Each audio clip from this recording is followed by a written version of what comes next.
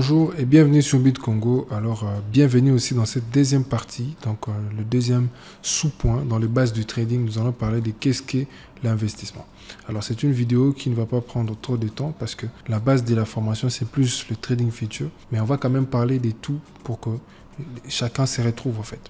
Alors, l'investissement, vous avez déjà entendu parler du trading, donc instruments financiers, mais également aussi d'investissement dans les instruments financiers. Parce que l'objectif, que ce soit du trading, que ce soit d'investir, comme ça dans les cryptos, donc en spot, ces deux histoires-là, c'est pour faire de l'argent. Donc ça rapporte de l'argent. Mais ça représente des différentes méthodologies, donc des différentes façons de faire les choses. L'investissement suppose que vous puissiez attendre un retour sur votre investissement.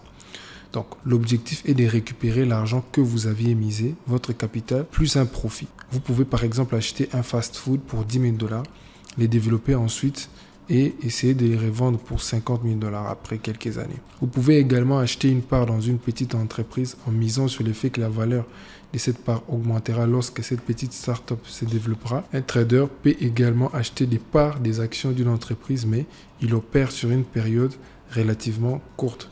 Le trader, donc celui qui fait des trades parfois en futur, donc il ouvre et clôture des positions fréquemment pour générer des petits profits, mais sur un grand nombre de trades, il s'y retrouve. Donc l'investisseur, donc les investisseurs ont généralement une approche beaucoup plus passive. Ils investissent leur capital dans un fonds, dans des actifs qui vont générer un plus grand profit sur le long terme. Un exemple clair de l'investissement, je vais expliquer, ça j'ai lu la littérature. Alors, la différence entre investir et trader en futur ou bien trader tout simplement, la différence est simple. Dans le trading, lorsque vous faites le trading des crypto-monnaies, vous investissez des parties de votre capital. Donc, vous pouvez avoir 200 $, par exemple 200 $, trader des cryptos. Vous n'allez pas tout miser.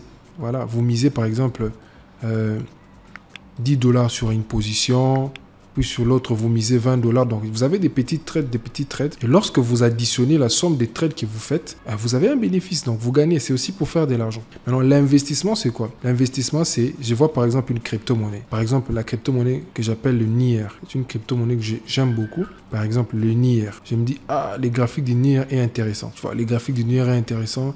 J'aimerais vraiment acheter le NIR, investir sur le NIR.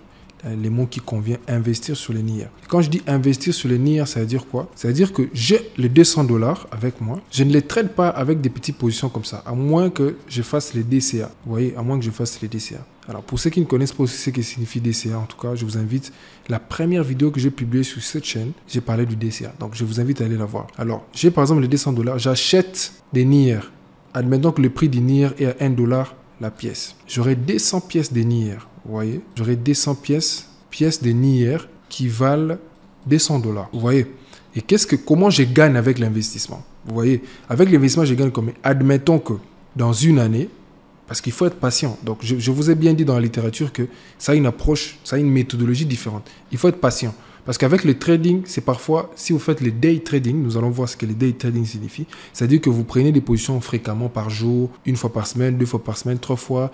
Tu vois, vous prenez des positions fréquemment. La patience n'intervient que lorsque tu prends une position. Et lorsque tu ne prends pas une position, tu n'as pas besoin d'être patient sur un actif que ça monte ou ça descend, toi, tu n'es pas là. Alors, comment on gagne avec l'investissement? Avec l'investissement, j'ai investi, souvenez-vous, 200 $ sur les NIR qui vaut 1 $ aujourd'hui.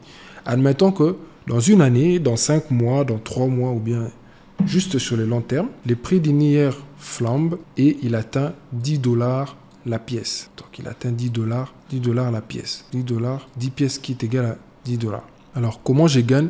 Là, la crypto-monnaie, le NIR vient de faire 1 x 10. Donc, ça dit qu'il est passé de 1 $ à 10 $. Il a fait 1 x 10. Ça veut tout simplement dire que moi aussi, en tant qu'investisseur, j'ai fait x 10 mon investissement. Donc, ça veut dire que je prends 200 x 10. Du coup, je gagne 2000 $. Je gagne 2000 $.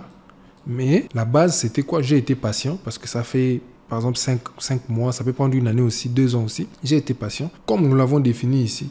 Donc, on cherche à avoir un gain, un retour sur investissement, plus notre capital. Vous voyez un peu. Donc, c'est comme ça que vous pouvez gagner avec l'investissement. Pour ceux qui pensent que le trading, c'est risqué, parce que aussi, ils ont raison, le trading, c'est risqué. Faire le trading futur, c'est vraiment risqué. Ils peuvent investir en spot.